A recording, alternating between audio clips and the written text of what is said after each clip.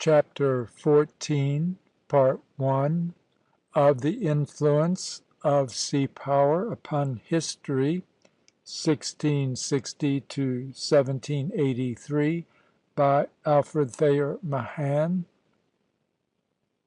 This recording is in the public domain. Chapter 14, Critical Discussion of the Maritime War of 1778. The War of 1778 between Great Britain and the House of Bourbon, which is so inextricably associated with the American Revolution, stands by itself in one respect. It was purely a maritime war. Not only did the allied kingdoms carefully refrain from continental entanglements, which England, in accordance with her former policy, strove to excite, but there was between the two contestants an approach to equality on the sea, which had not been realized since the days of Tourville. The points in dispute, the objects for which the war was undertaken, or at which it aimed, were for the most part remote from Europe, and none of them was on the continent, with the single exception of Gibraltar, the strife over which, being at the extreme point of a rugged and difficult salient, and separated from neutral nations by the whole of France and Spain, never threatened to drag in other parties than those immediately interested.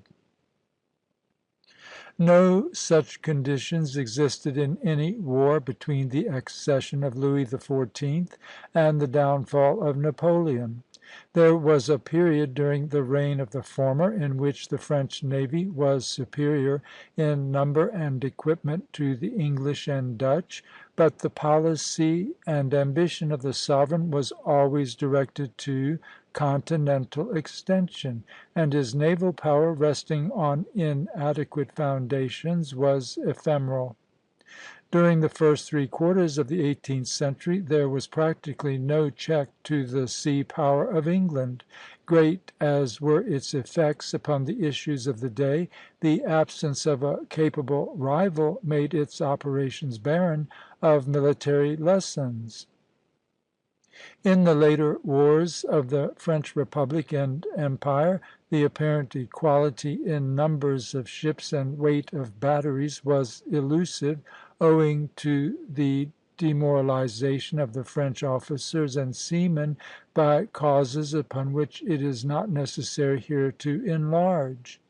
After some years of courageous but impotent effort, the tremendous disaster of Trafalgar proclaimed to the world the professional inefficiency of the French and Spanish navies, already detected by the keen eyes of Nelson and his brother officers, and upon which rested the contemptuous confidence that characterized his attitude and to some extent his tactics toward them. Thenceforward the emperor turned his eyes from the only field of battle where fortune had been unfaithful to him, and deciding to pursue England elsewhere than upon the seas, undertook to restore his navy, but without reserving to it any share in a strife become more than ever furious. Up to the last day of the empire he refused to offer to this restored navy, full of ardor and confidence, the opportunity to measure itself with the enemy.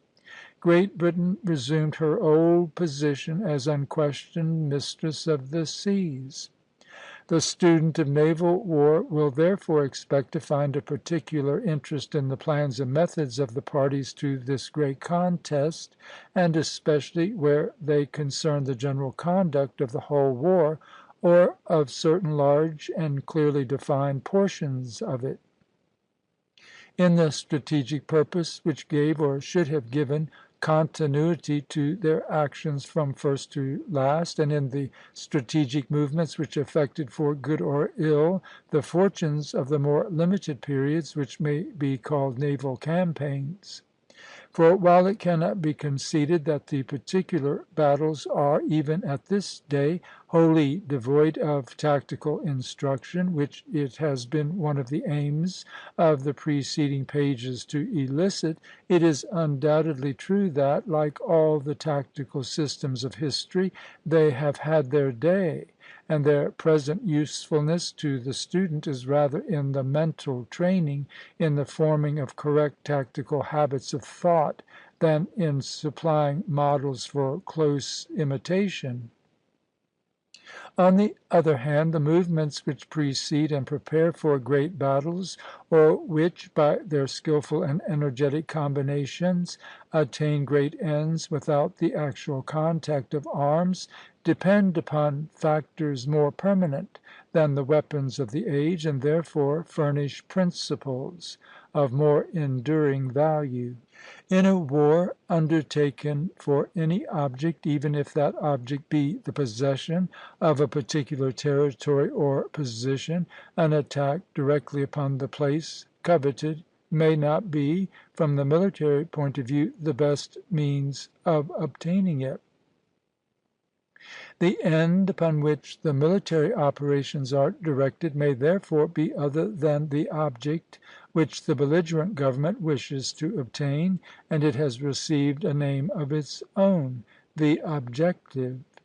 In the critical consideration of any war, it is necessary, first, to put clearly before the student's eye the objects desired by each belligerent; then to consider whether the objective chosen is the most likely, in case of success, to compass those objects; and finally to study the merits or faults of the various movements by which the objective is approached. The minuteness with which such an examination is conducted will depend upon the extent of the work which the inquirer proposes to himself, but it will generally conduce to clearness if an outline, giving only the main features unencumbered by detail, should precede a more exhaustive discussion. When such principal lines are thoroughly grasped, details are easily referred to them, and fall into place. The effort here will be confined to presenting such an outline as being alone fitted to the scope of this work.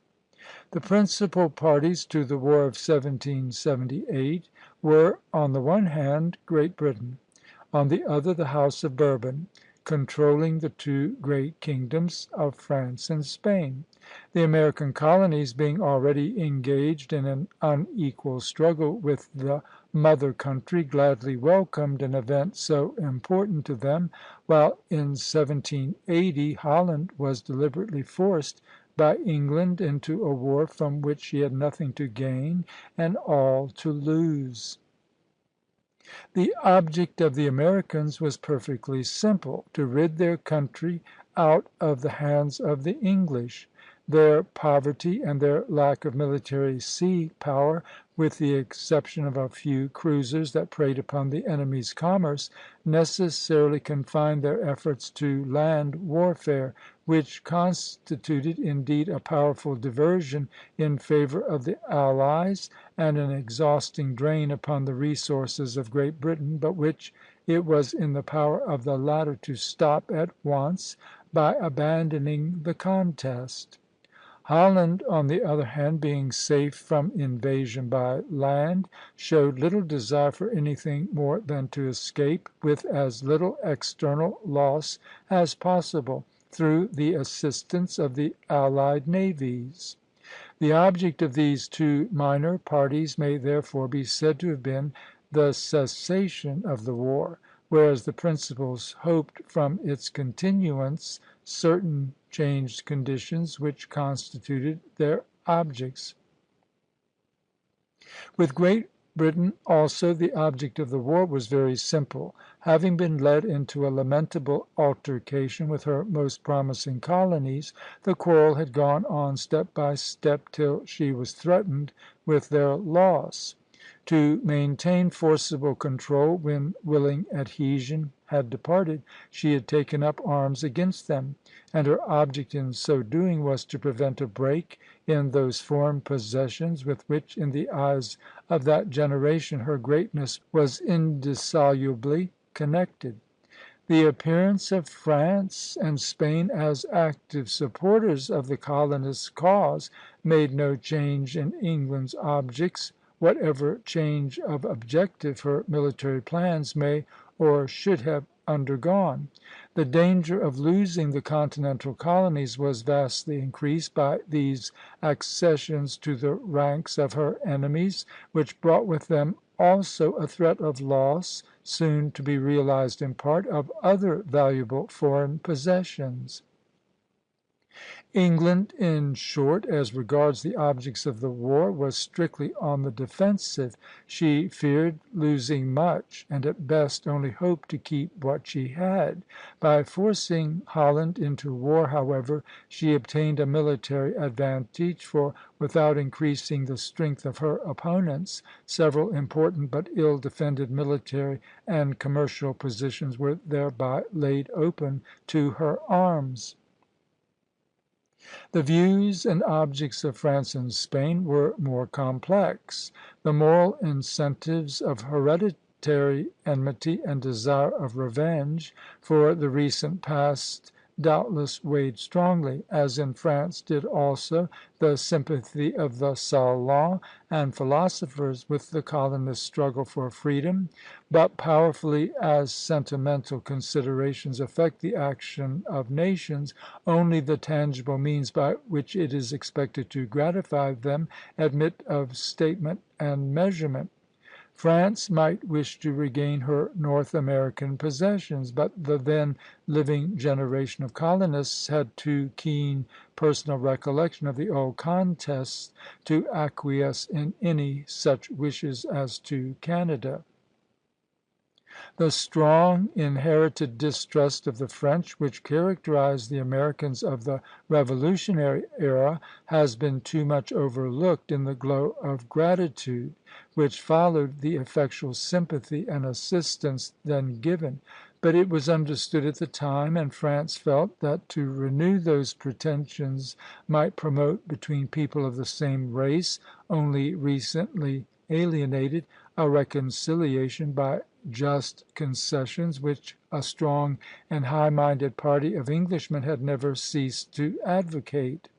She therefore did not avow, perhaps did not entertain, this object. On the contrary, she formally renounced all claim to any part of the continent which was then, or had recently been, under the power of the British crown, but stipulated for freedom of action in conquering and retaining any of the West India Islands, while all the other colonies of Great Britain were of course open to her attack. The principal objects at which France aimed were therefore the English West Indies, and that control of India which had passed into English hands, and also to secure in due time the independence of the United States, after they had wrought a sufficient diversion in her favor.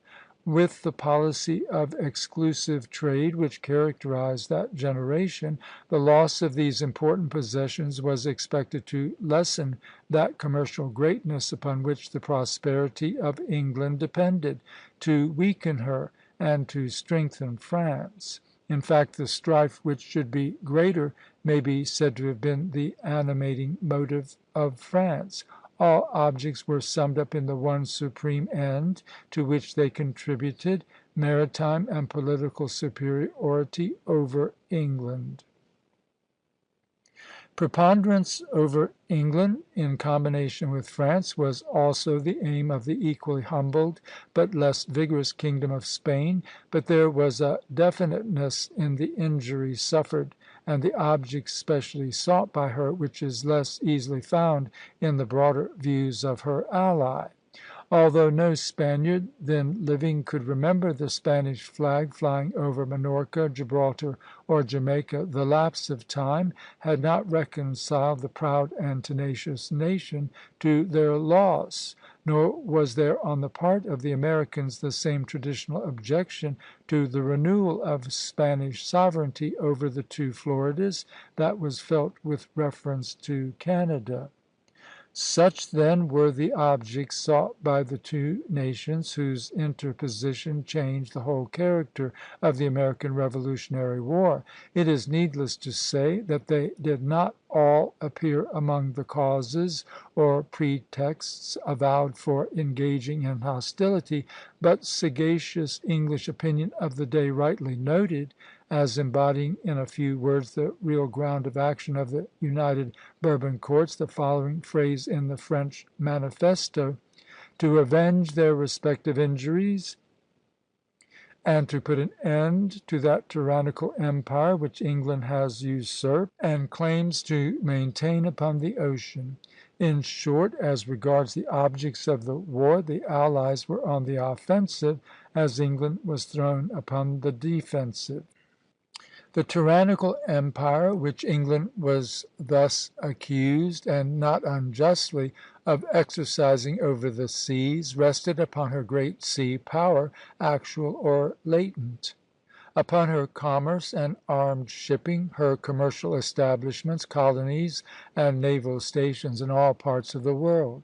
Up to this time her scattered colonies had been bound to her by ties of affectionate sentiment, and by the still stronger motive of self-interest through the close commercial connection with the mother country and the protection afforded by the constant presence of her superior navy.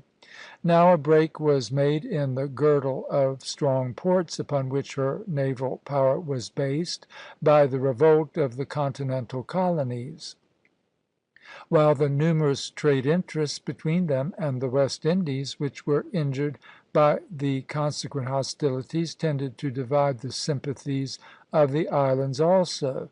The struggle was not only for political possession and commercial use. It involved a military question of the first importance, whether a chain of naval stations covering one of the shores of the Atlantic, linking Canada and Halifax with the West Indies, and backed by a thriving sea-faring population, should remain in the hands of a nation which had so far used its unprecedented sea power with consistent, resolute aggressiveness, and with almost unbroken success. While Great Britain was thus embarrassed by the difficulty of maintaining her hold upon her naval bases, which were the defensive element of her naval strength, her offensive naval power, her fleet, was threatened by the growth of the armed shipping of France and Spain, which now confronted her upon the field which she had claimed as her own, with an organized military force of equal or superior material strength. The moment was therefore favorable for attacking the great power, whose wealth, reaped from the sea, had been a decisive factor in the European wars of the past century. The next question was the selection of the points of attack, of the principal objectives upon which the main effort of the assailants should be steadily directed, and of the secondary objectives by which the defence should be distracted and its strength dissipated. One of the wisest French statesmen of that day, Turgot, held that it was to the interest of France that the colonies should not achieve their independence. If subdued by exhaustion, their strength was lost to England; if reduced by a military tenure of controlling points, but not exhausted, the necessity of constant repression would be a continual weakness to the mother country. Though this opinion did not prevail in the councils of the French government, which wished the ultimate independence of America, it contained elements of truth which effectually moulded the policy of the war. If benefit to the United States by effecting their deliverance were the principal object, the continent became the natural scene, and its decisive military points the chief objectives of operations. But as the first object of France was not to benefit America, but to injure England, sound military judgment dictated that the continental strife, so far from being helped to a conclusion, should be kept in vigorous life. It was a diversion ready made to the hand of France, and exhausting to Great Britain, requiring only so much support as would sustain a resistance to which the insurgents were bound by the most desperate alternatives. The territory of the 13 colonies, therefore, should not be the principal objective of France, much less that of Spain. The commercial value of the English West Indies made them tempting objects to the French, who adapted themselves with peculiar readiness to the social conditions of that region, in which their colonial possessions were already extensive. Besides the two finest of the Lesser Antilles, Guadeloupe and Martinique, which she still retains, France then held Sta. Lucia and the western half of Hayti. She might well hope by successful war to add most of the English Antilles, and thus to round off a truly imperial tropical dependency; while, though debarred from Jamaica by the susceptibilities of Spain, it might be possible to win back that magnificent island for an allied and weaker nation. But however desirable as possessions, and therefore as objects, the smaller Antilles might be, their military tenure depended too entirely upon control of the sea for them to be in themselves proper objectives. The French government therefore forbade its naval commanders to occupy such as they might seize. They were to make the garrisons prisoners, destroy the defences, and so retire. In the excellent military port of Fort Royal, Martinique, in Cap Français, and in the strong allied harbor of Havana, a fleet of adequate size found good, secure, and well distributed bases; while the early and serious loss of Sta. Lucia must be attributed to the mismanagement of the French fleet and the professional ability of the English admiral. On shore, in the West Indies, the rival powers therefore found themselves about equally provided with the necessary points of support. Mere occupation of others could not add to their military strength, thenceforth dependent upon the numbers and quality of the fleets. To extend occupation further with safety, the first need was to obtain maritime supremacy, not only locally, but over the general field of war. Otherwise occupation was precarious, unless enforced by a body of troops so large as to entail expense beyond the worth of the object. The key of the situation in the West Indies being thus in the fleets, these became the true objectives of the military effort; and all the more so because the real military usefulness of the West Indian ports in this war was as an intermediate base between Europe and the American continent, to which the fleets retired when the armies went into winter quarters. No sound strategic operation on shore was undertaken in the West Indies, except the seizure of Sta. Lucia by the English, and the abortive plan against Jamaica in 1782; nor was any serious attempt against a military port, as Barbadoes or Fort Royal, possible, until naval preponderance was assured either by battle or by happy concentration of force. The key of the situation, it must be repeated, was in the fleet.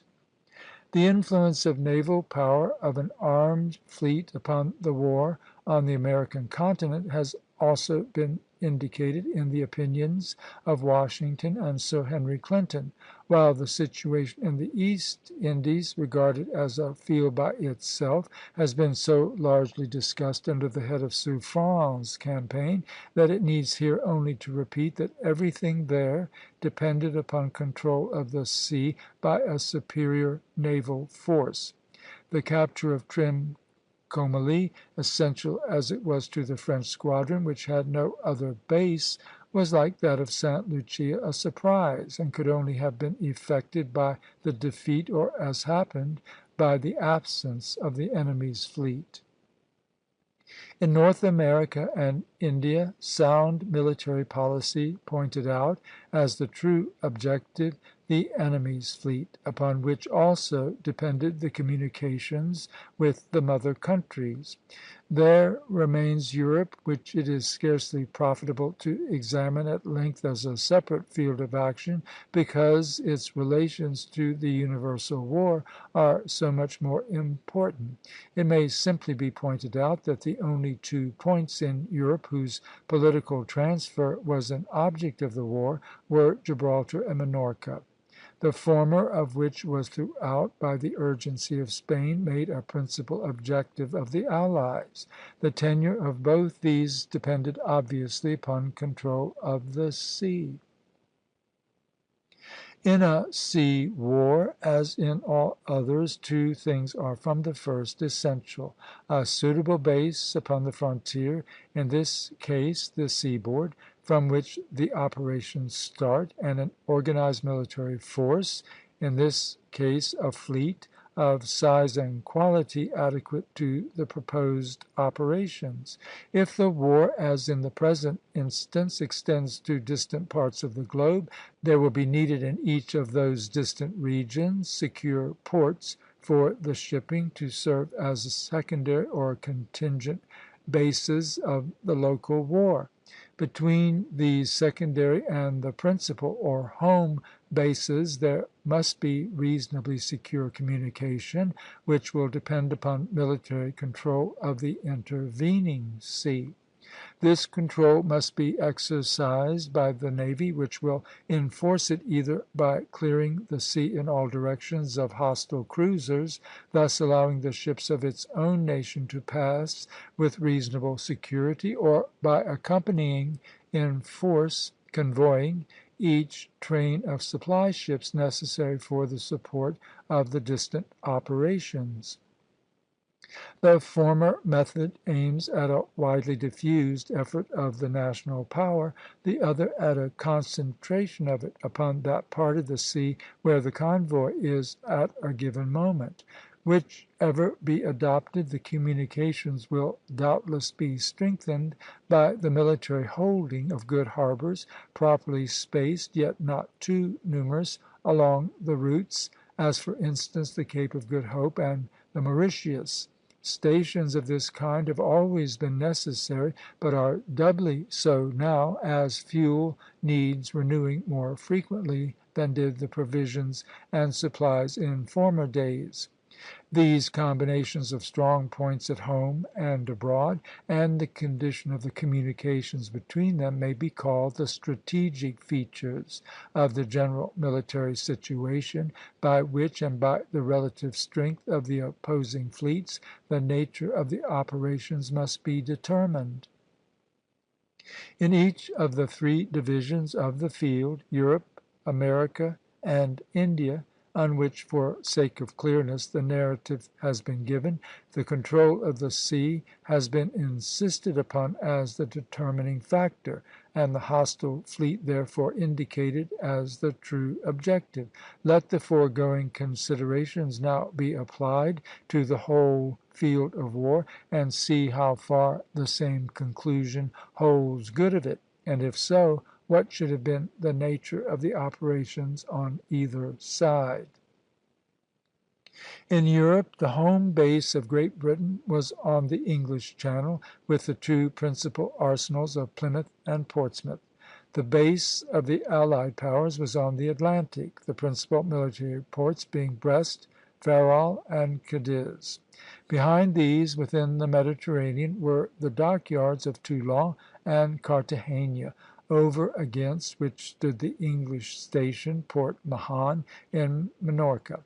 The latter, however, may be left wholly out of account, being confined to a defensive part during the war, as the British fleet was not able to spare any squadron to the Mediterranean. Gibraltar, on the contrary, by its position, effectually watched over detachments or reinforcements from within the straits, provided it were utilized as the station of a body of ships adequate to the duty.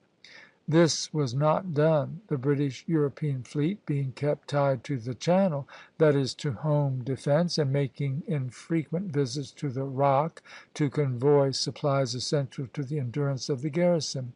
There was, however, a difference in the parts played by Port Mahon and Gibraltar. The former, being at the time wholly unimportant, received no attention from the allies until late in the war, when it fell after a 6 months' siege; whereas the latter, being considered of the first importance, absorbed from the beginning a very large part of the allied attack, and so made a valuable diversion in favor of Great Britain.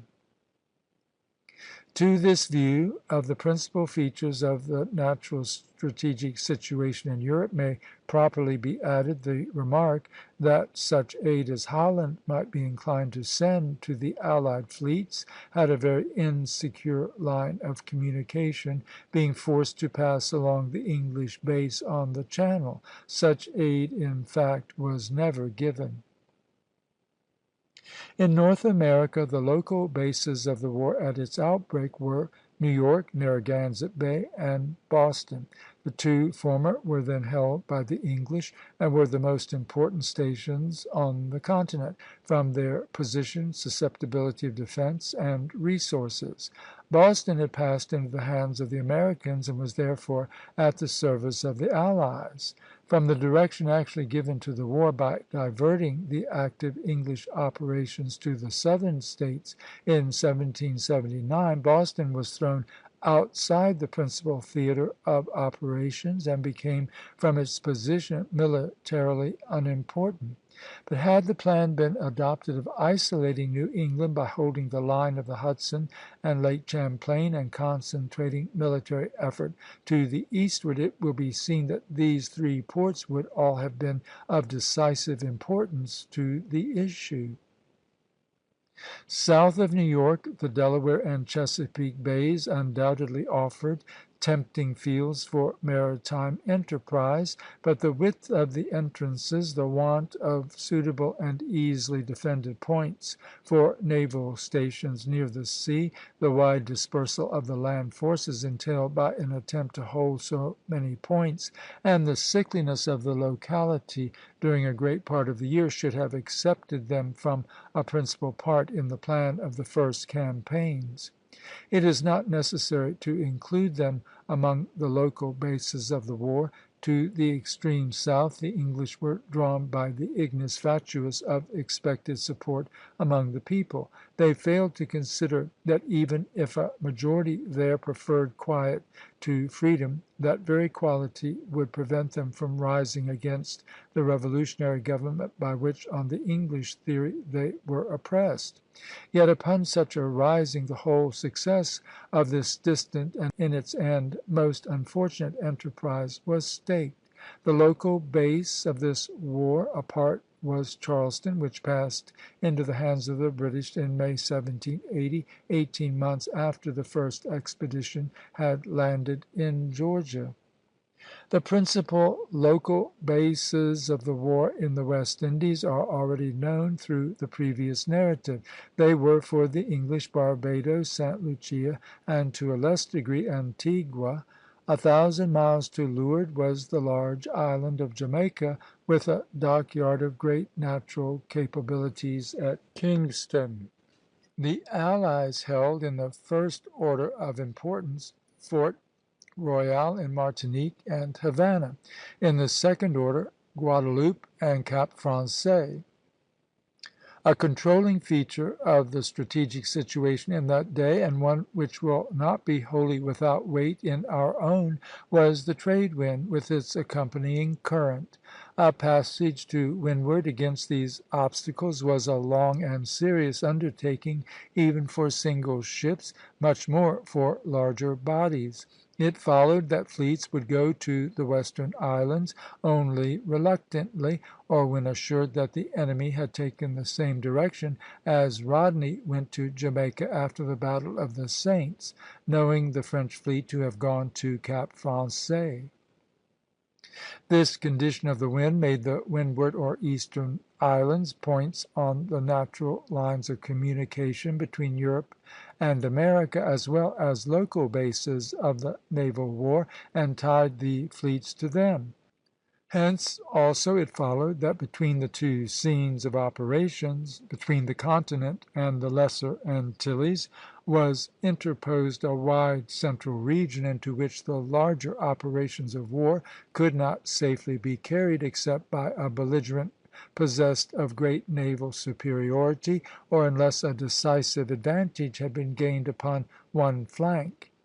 In 1762, when England held all the Windward Islands with undisputed superiority at sea, she safely attacked and subdued Havana; but in the years 1779 to 1782 the French sea power in America and the French tenure of the Windward Islands practically balanced her own, leaving the Spaniards at Havana free to prosecute their designs against Pensacola and the Bahamas, in the central region mentioned.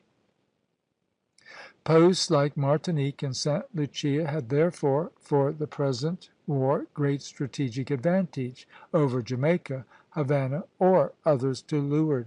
They commanded the latter in virtue of their position, by which the passage westward could be made so much more quickly than the return, while the decisive points of the continental struggle were practically little farther from the one than from the other. This advantage was shared equally by most of those known as the Lesser Antilles; but the small island of Barbadoes, being well to windward of all, possessed peculiar advantages, not only for offensive action, but because it was defended by the difficulty with which a large fleet could approach it, even from so near a port as Fort Royal.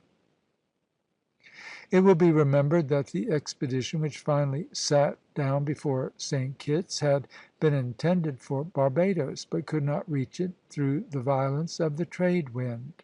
Thus Barbadoes, under the conditions of the time, was peculiarly fitted to be the local base and depot of the English war, as well as a wayside port of refuge on the line of communications to Jamaica, Florida, and even to North America; while Sta. Lucia, 100 miles to leeward, was held in force as an advanced post for the fleet, watching closely the enemy at Fort Royal.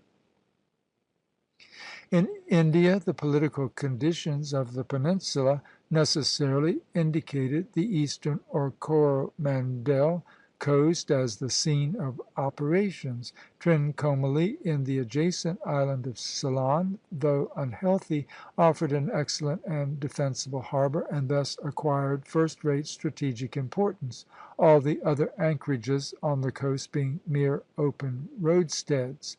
From this circumstance the trade winds, or monsoons, in this region also had strategic bearing.